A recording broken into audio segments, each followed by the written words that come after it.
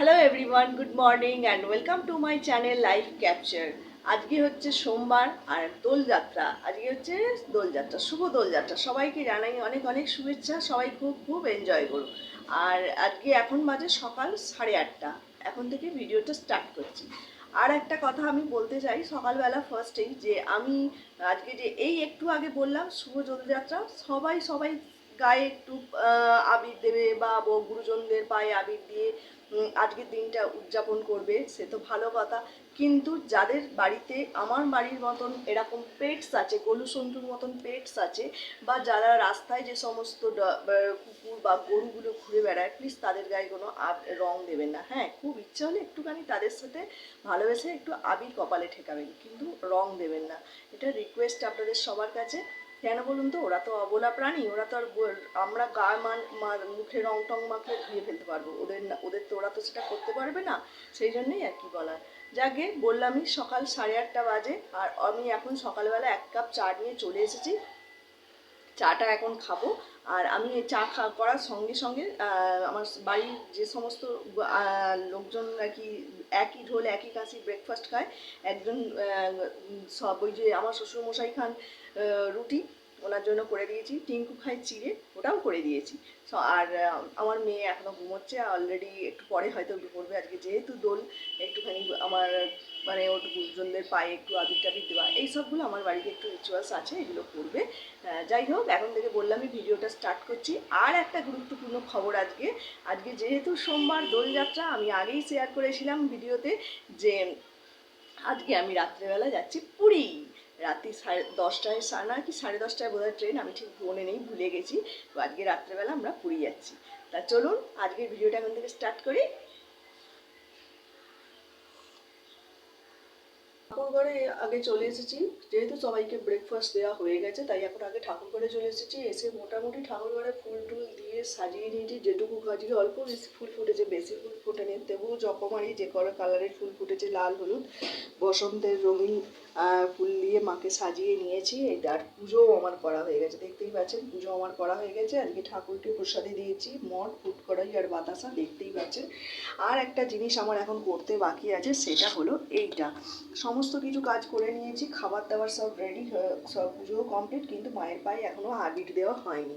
এই কাজটাই এখন বাকি আছে। চলুন সেটাই সেরে নিয়ে আপনাদেরকে সঙ্গে নিয়ে একটু মায়ের পায়েতে লাল আবির তুলে নিয়েছি, নিয়ে এখানে মায়ের পায়ে একটু দেবো আর এই পায়ে একটু দেবো।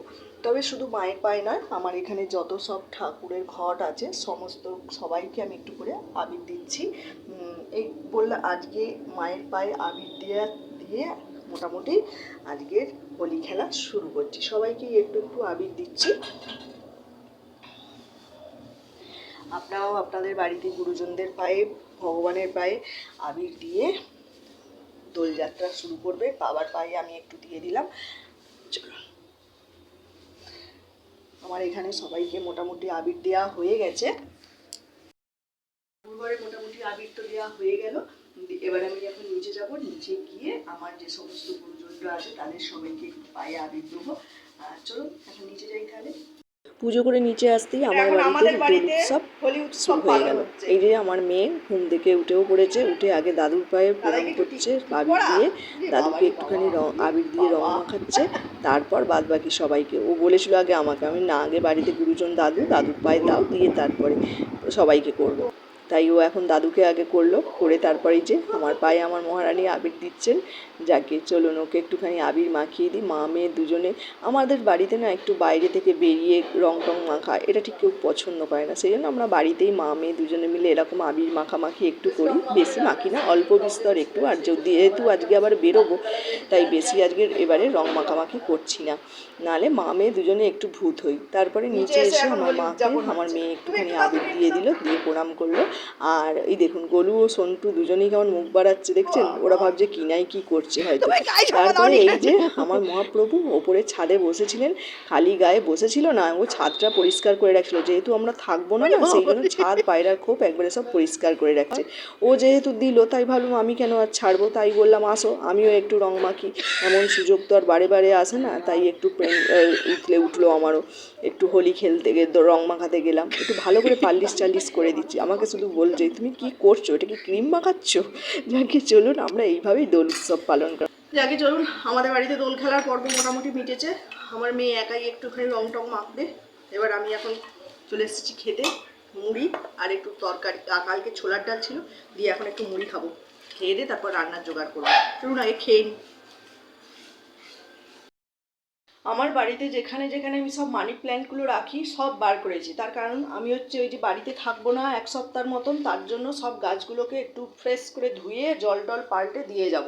অলরেডি 3টে বার করে নিয়ে এসেছি। এটাকে তো চেনেন, এটা আমার রান্নাঘরে থাকে, জল না পেয়ে শুকিয়ে, এটা আসলে রান্নাঘরে বাইরে ওইখানটা থাকে তো রোদ্দুরটা বেশি পায়, সেই জন্য ঝিমিয়ে পড়েছে, ভেতরে সব জল শুকিয়ে গেছে। এইটা আমার শ্বশুরমশাইয়ের ঘরে থাকে, মোটামুটি জল হাফ আছে, তবু ঠিকঠাকই আছে। আর এটা আমার মেয়ের ঘরে ব্যালকনি জানলাতে থাকে। আর নিচে আর একটা রয়েছে যেটা আমার মায়ের ঘরে থাকে, ওর কোনো শিকড় বেরোচ্ছিল না বলে ওকে আমি কদিন রোদে রেখেছি, বেশ মোটামুটি ভালোই শিকড় বেরিয়ে গেছে। যাবার আগে ওটাকেও চেঞ্জ করব। এখন এই 3টেকে জল পাল্টাবো আর একটু জল দিয়ে ভালো করে ধোবো। দেখতে পাচ্ছেন কী অবস্থা, আর দেখুন একটুকু জল নেই, জলের পুরো শেষ। এগুলোকে ভালো করে ধুয়ে দিলে এগুলো আবার সতেজ হয়ে যাবে। মাঝে মাঝে এগুলোকে চেঞ্জ করাটা দরকার, এদেরও তো ইচ্ছা করে আমরা একটু জলে চান করি। আর এই গরম পড়ছে, বাবারে বাবা, কী যে হবে এই গাছপালাগুলোর।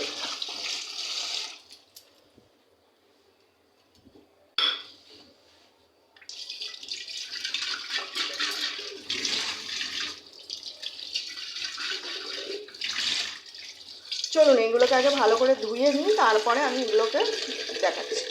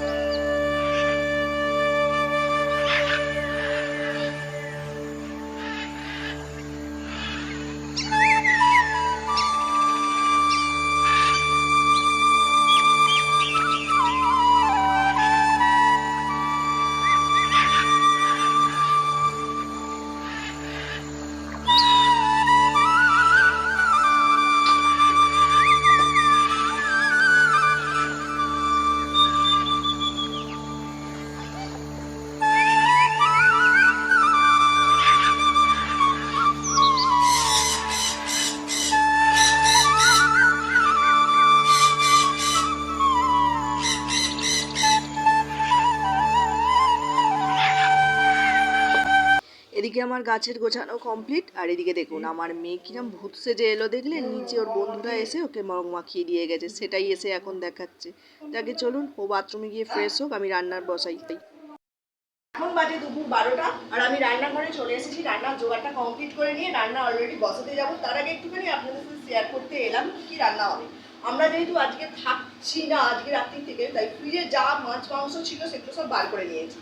এরপর যেগুলো রান্না হবে, বাজারে নতুন ফ্রেশ মাল আছে, মানে গরু সন্টু থাকবে, তাদের জন্য রান্না বান্না হবে। মাছ ফাছ সেগুলো আলাদা। আগের যেগুলো ছিল একটু চিংড়ি মাছ, সেইটা আজকে ঢ্যাঁড়স দিয়ে করবো। আর একটু চিকেন ছিল, এটাকে আজকে একটু কষা মতো করে নেবো, ব্যাস এই আজকে দুপুরের রান্না। আর আমরা যেহেতু রাত্রিবেলা আমাদের 10টা 10:30টায় ট্রেন, তাই বেরোবার সময় 8টায় বেরোবো এখান থেকে।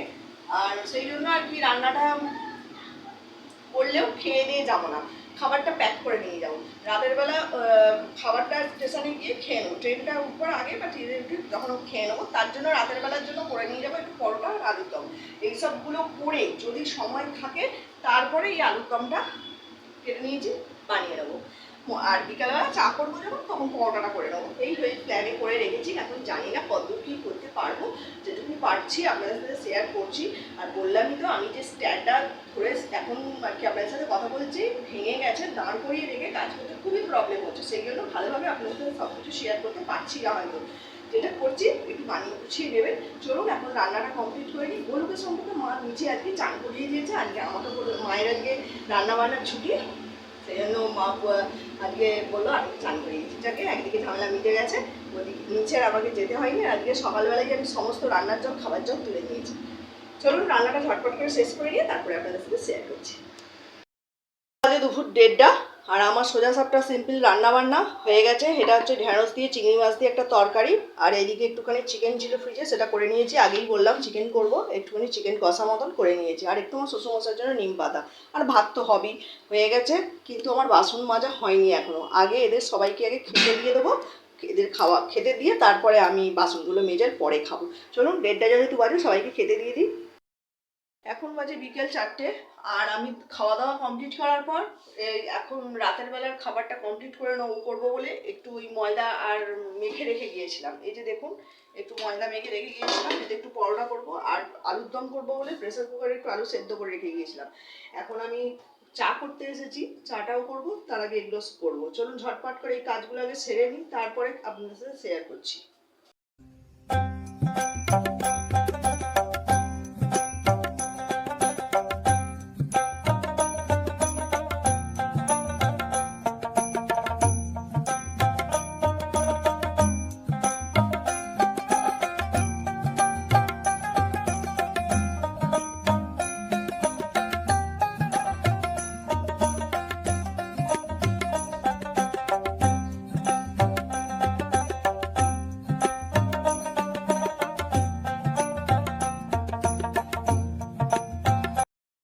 চারিদিকে বসন্ত উৎসব হচ্ছে, সেই জন্য হয়তো মাইকে ব্যাকগ্রাউন্ডে আপনারা আওয়াজ শুনতে পাবেন। যাই হোক, আমার রান্নাবান্নার সমস্ত কাজ মিটে গেছে। এখন আমি রাতের খাবারটা করে যেটা ফেলেছি সেটা প্যাক করে নিচ্ছি। চলুন এটা প্যাক করে নিই।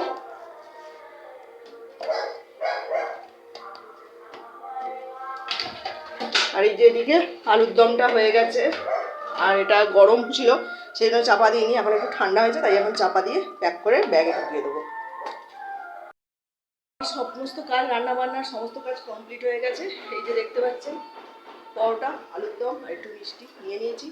এদিকে আমার শ্বশুরমশাই রাতের বেলার খাবারটাও আমি রেডি করে রেখে দিয়েছি। এইদিকের মোটামুটি সমস্ত কাজ মিটে গেছে। এখন একটু ওপরে টিঙ্কু ছাদে গাছে জল দিচ্ছে, পায়রা খাওয়াচ্ছে, আর আমি নিচের গাছগুলোতে জল দিতে হবে কি দেখি, যদি জল দিতে হয় তাহলে একটু জল দেবো, দিয়ে তারপরে সন্ধে দিতে যাবো। রান্নাঘর তো সব কমপ্লিট হয়ে গেছে, বাসনপত্র সব মেজে কমপ্লিট করে পরিষ্কার করে নিয়েছি, রান্নাঘর এখন পরিষ্কার করে নিয়েছি। চলুন দেখি গাছগুলোতে আবার জল দিতে হবে কি।